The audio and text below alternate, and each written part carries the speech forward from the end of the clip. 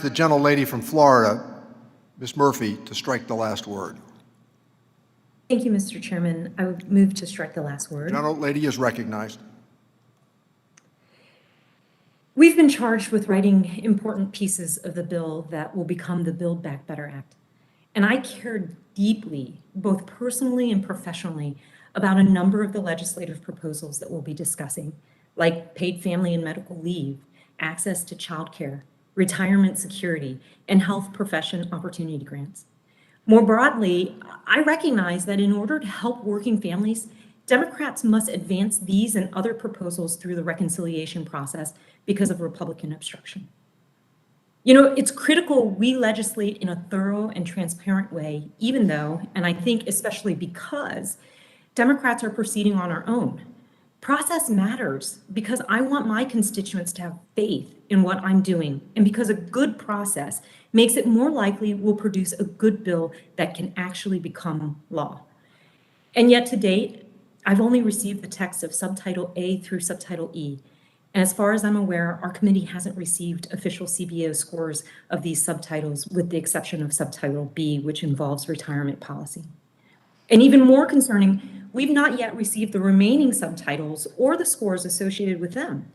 And in fact, I don't even know how many more subtitles there will be.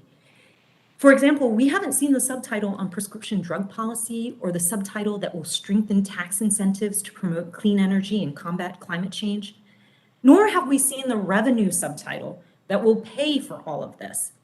So as we begin the multi-day markup of this historic legislation, I don't know how much we're spending, how much we're raising, how we're spending some of the money, and how we're raising any of the money.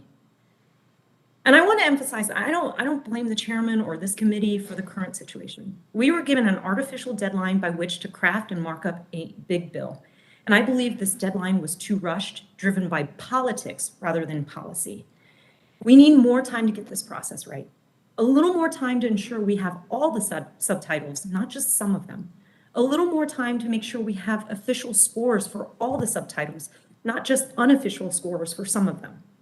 So despite this committee's extraordinary efforts, I find myself in an impossible situation. I can't properly evaluate the investments in Subtitle A through E, however worthwhile they appear in isolation, with the incomplete information I have. I cannot assess them if I don't know how we're paying for them. I cannot pass judgment on them if I don't know what trade-offs we're making. That is, what other items were excluded in order to include them.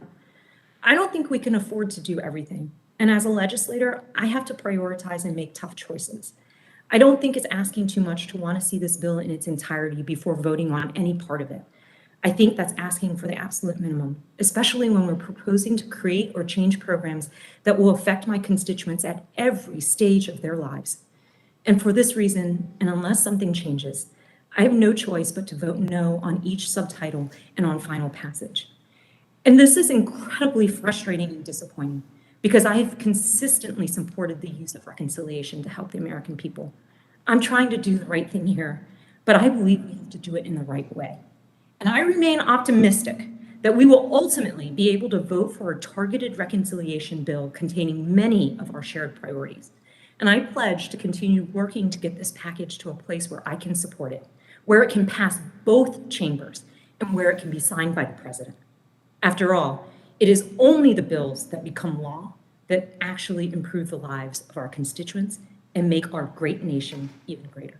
Thank you, and I yield.